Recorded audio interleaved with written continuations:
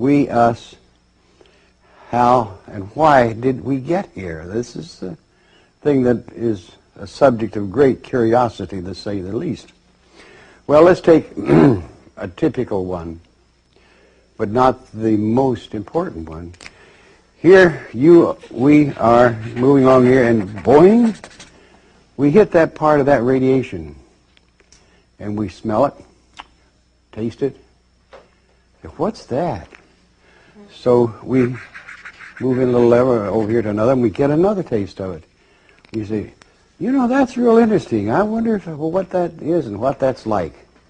So you're trying to figure a way where you can move in here because it's getting pretty strong stuff and sticky and this kind of thing. So you're very cautious. And at that particular moment, as you're contemplating, you're perceiving all this in here with great curiosity.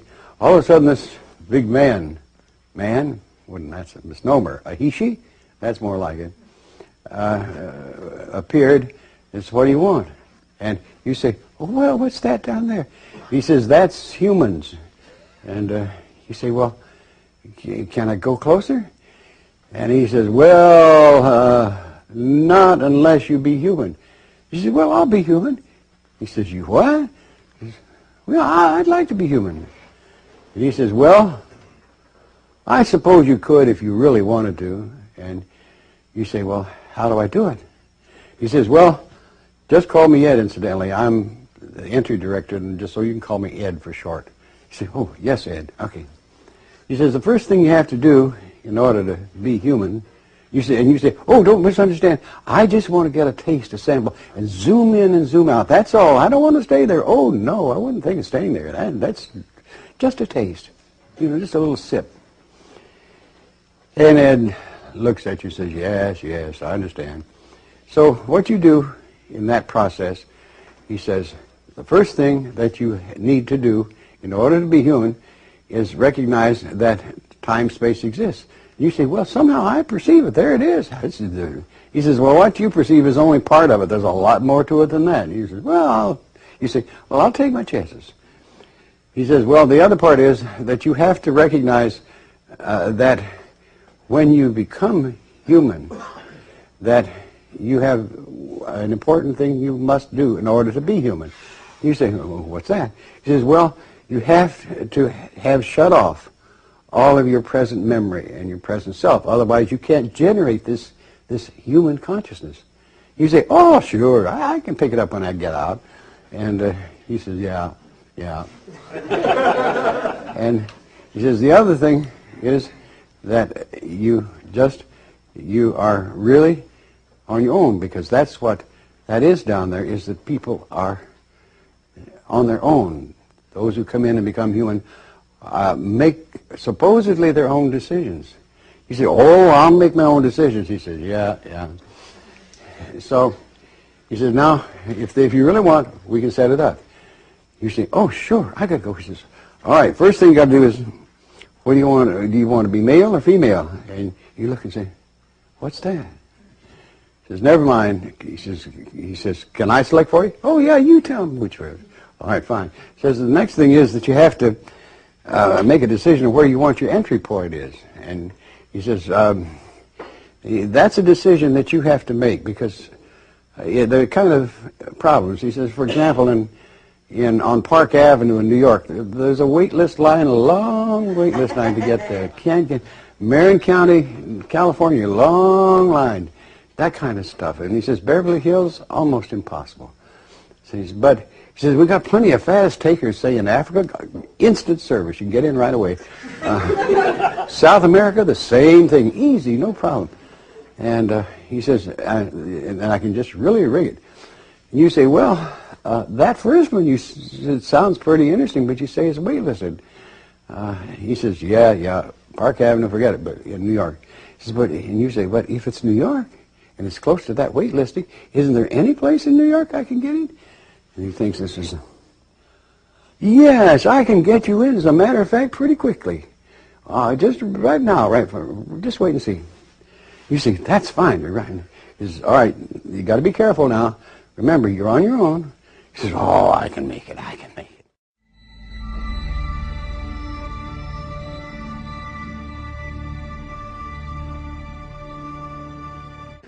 so he says, okay, you agreed, sign the contract. He says, okay, fine. Click, I sign. So he takes you, and he goes, Koon! And you go, bang. And at that bang, you look very closely, if one were there, and they would see a little newborn baby squalling and screaming, not hearing the screams to let me out of here, but just a screaming baby, newly born, lying in the broken glass, the garbage, and the dust and the dirt on the landing of a fifth-floor walk-up in the Bronx, while the 13-year-old mother, having just given birth, is hurrying down the stairs to get away. And so one begins life here. The thing that happens after that is where the action really starts. You go through that life process, and the symbology can have been 100,000 years ago. The whole symbology is still the same. And you make your exit, and you start out again. Now, originally, your intent was to take your escape velocity and go on out and continue wherever you were intending to go or whatever you intended to do. But right about here somewhere, you begin to bend a little bit. The reason is that as you made this process through here in what we call physical life, you picked up a greater load factor than you realized. Unconsciously, you picked up that load factor, and you had friction, which slowed you up. The combination of those two is expressed in the bending of that, where you, no one else, no law, nothing else, makes the decision when you said, how many times, I got to go back. It's just something I wanted to do, and I didn't get a chance to do it. I wanted to have 5 children instead of 2, and I got to go back and have 3 more children, or some such thing. Or I never got to drink alcohol. I'd like to go back and drink some booze. Whatever the reason. And you say, oh, just say to yourself, just once, that's all, and then I'll go on my way. And so you begin that turn to make just once more, one little more run, just one more for the road or whatever. And at that moment, that decision, which was yours and no one else's, no law, no rule, just you lost your escape velocity. And you went into orbit in this area. And you went down and around again. Had another life. And as you came out of that, you still were, as in essence, above this line. So you were recognized still from whence you came. You came up around in here, and you made another decision. Having lost more velocity, having picked up an additional load factor, you're here. And you say, oh, it won't hurt to go back once more. And I've always wanted to ride a camel. So you decide to go back and ride and own a camel. So round you go again and go through the process here. And again, you are steadily losing velocity, and your orbit is decaying, as you can see. Once you get below this line of demarcation, as it were, you're thinking more about here than you are about there.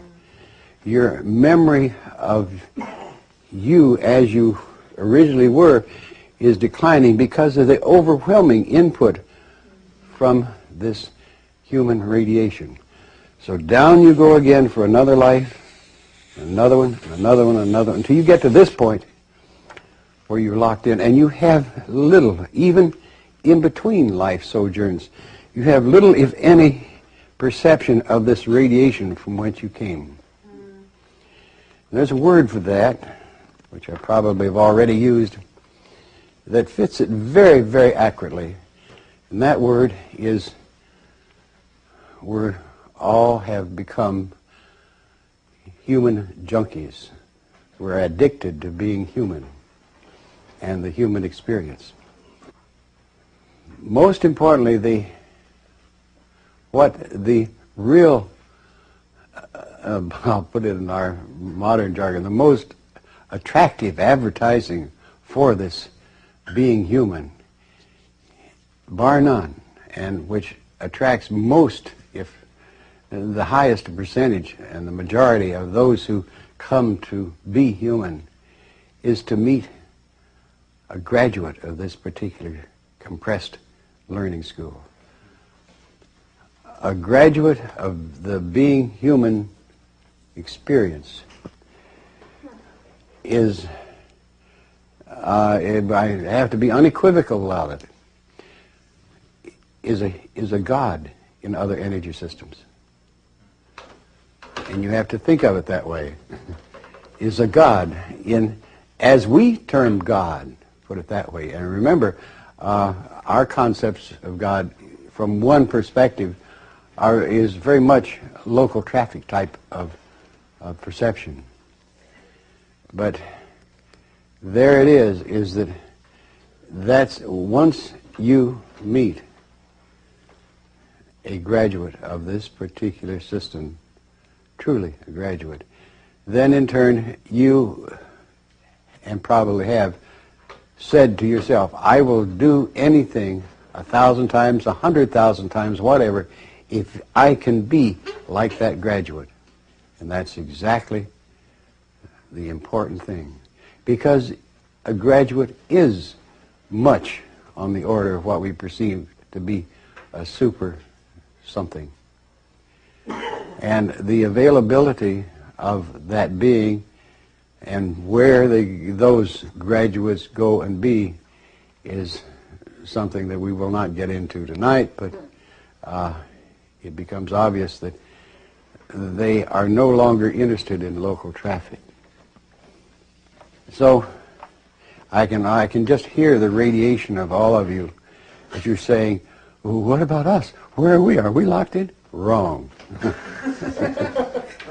You are those, and I can give you a number of different descriptions, and you can figure out the acronym when I say you're the SAers, S.A.ers, who have begun the recycling, where you in turn have begun to work yourself out more and more. In other words, you're on your way out. You have begun to achieve a deeper and deeper orbit. That's who you are.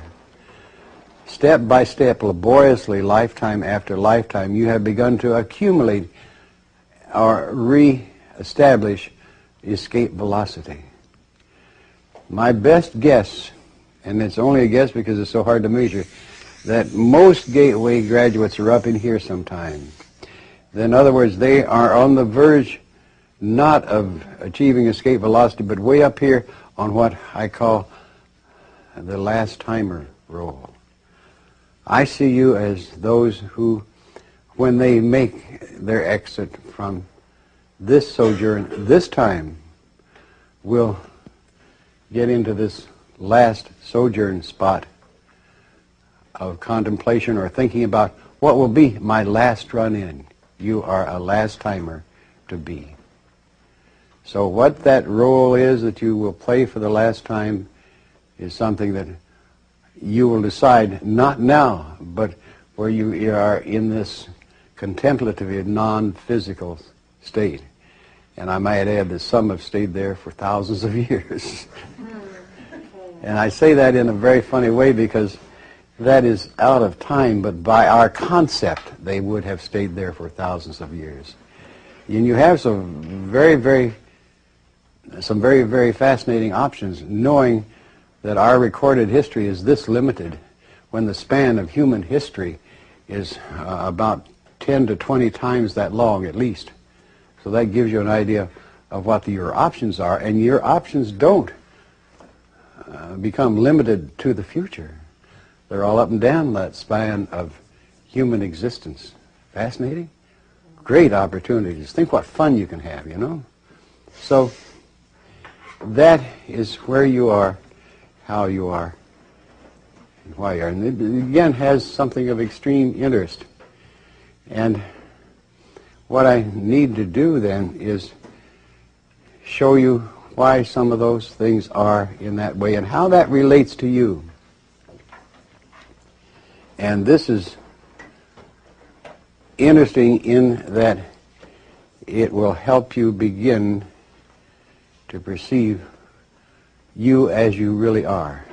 You're in 21, and this is the opportunity for you to play. We all like the tendency to move outward and perceive externals. One of the key things tonight, that I think you can do is know yourself first.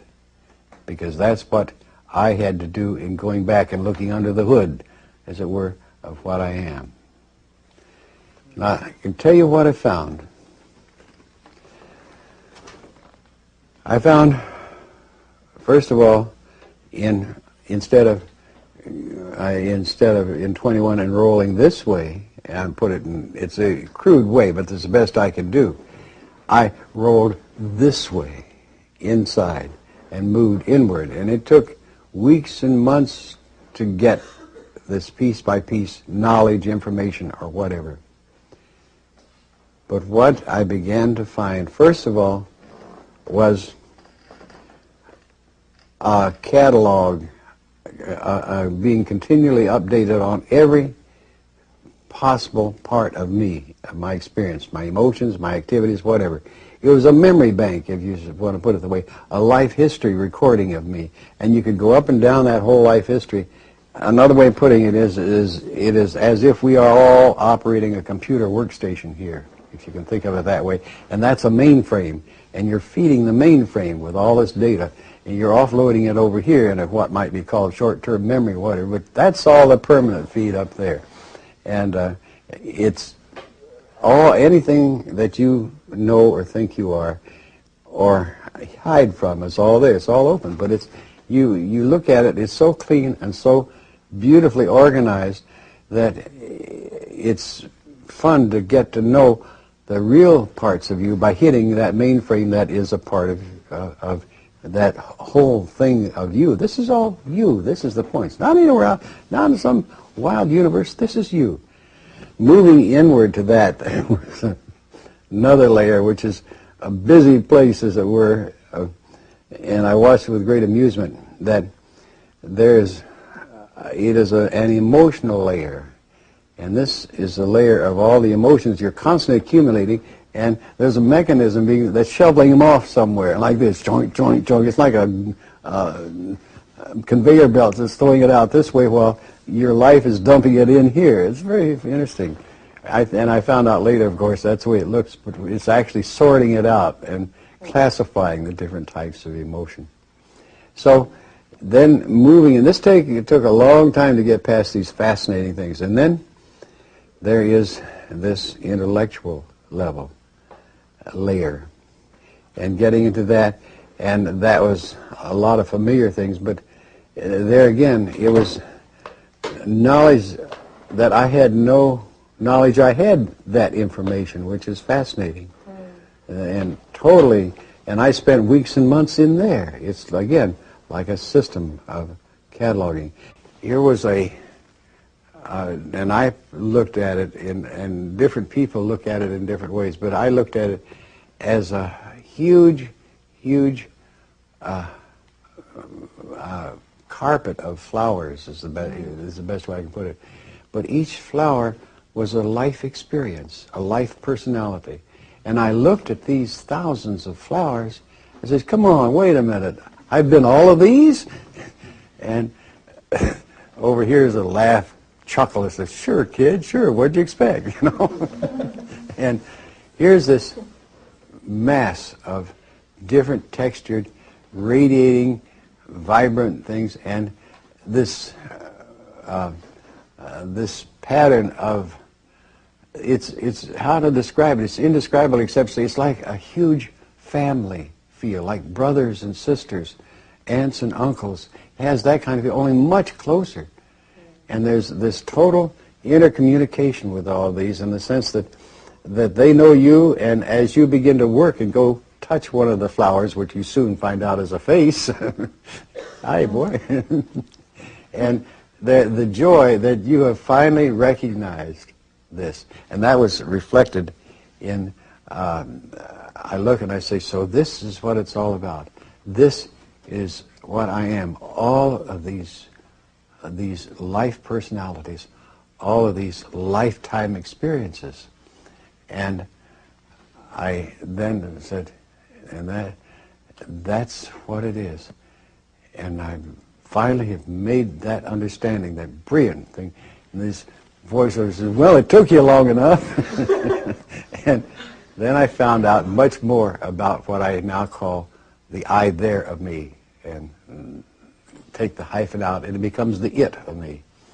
And the it of which I am, and it is I, is indeed composed of literally, and nobody really bothers to count it in my it cluster, how many lives we have lived. But it's somewhere above 2,000, and that I figure is enough. And nobody bothers. Says, go find out for yourself. And I don't want to go over there and count all these different things. Nobody does, so we don't know. But as the need arises, and there's sort of an executive committee, as it were, how these are I have no idea. I am whatever. That selects a number of life personalities to form a new one, and to send down for or insert into an earth life sojourn. And mine was selected for a very specific, from specific life experiences, to live in the century of the fire wagons. In other words, the 20th century, when we were using explosions to do things with instead of the other means of doing things, to live that 20th century. And I got to know them. I suspected something like this, but didn't understand it. And these are the clusters that are sent in my case, and this is the thing. You all go find this out for yourself. This is available to you. All this mass of historical experience. You now are in the position popping into 21 and go to 21 and turn left, and there it is. And that is not only your own life experience, but all of this mass of, present life experience, but all this mass of others. I assure you, there's nothing that you can think or be, or feel, or be emotional about that you haven't experienced at least 50 to 100 times before. And you go through the catalog and say, well, fine, I've lost my love. My lover, and you go down through here and you'll find all these ones, well, I did this here, oh, this is pretty good, I'll use that. You see, it's like a catalog of yourself, and it's your own personal catalog. My earliest life experience was, at least that I can find, and it isn't, there may be another one, is 150,000 years ago, if I can measure it by our time. See, our recorded history is a little small segment, and that's the thing you've become so fascinated with. How could human history be that small when there's so much of it? And it's all there. You can go play in it.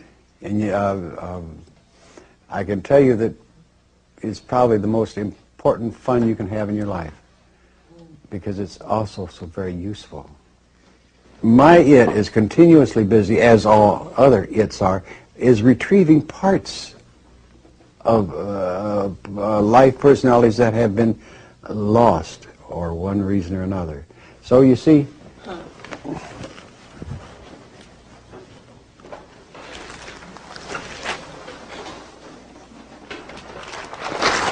that was the design. They got lost. They're lost in the BS territories, and they're supposed to come back to the it. You see that? To your it. Nobody else's but yours. The I there of you.